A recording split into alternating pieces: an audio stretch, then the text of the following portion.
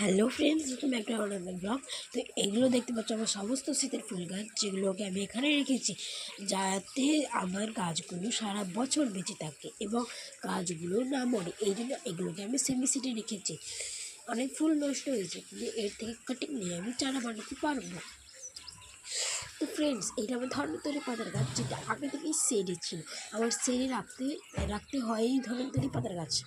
এই যে ওই কনক কেন্দ্রটি এখন চারা আছে বলে সেডে রেখেছি। এবং এর কটা পাতা বেরিয়েছে বলো তো?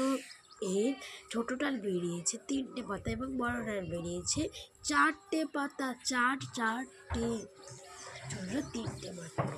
বুঝতে পারলে? এগুলো ওই কাটিং যেগুলো এখনও সতেজ আছে, 1 সপ্তাহ আগে লাগিয়েছিলাম। ওকে,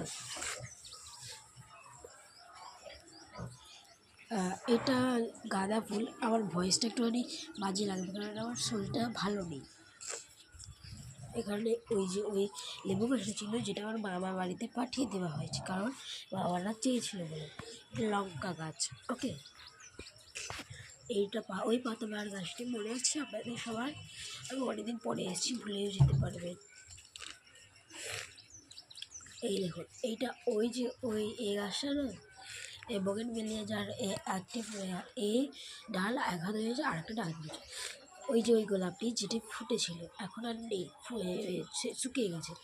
কিন্তু বললে কি, ওই সাদা গোলাপরা তো আছে, সাদা গোলাপ 2টো ফুটেছে। বুঝতে পারলেন কি সুন্দর না? আরও অনেক কুড়ি আছে। এইটা আমার কালাঞ্জু, যা যা অনেক ছোট আছে।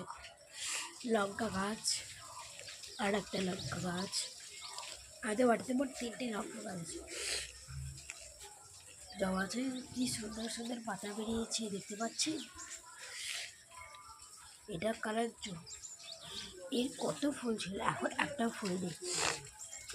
এটা থেকে বোঝা যায় যে বাণিজ্যের সৌন্দর্যতা চিরস্থায়ী নয় এবং গাছের সেই হাতে ওরা কয়েকটি গাছ আছে। এটা আরেকটা কালার জন্য রজনীগন্ধার গাছ। আমার রজনীগন্ধার গাছ অনেক প্রিয় আছে। কি সুন্দর!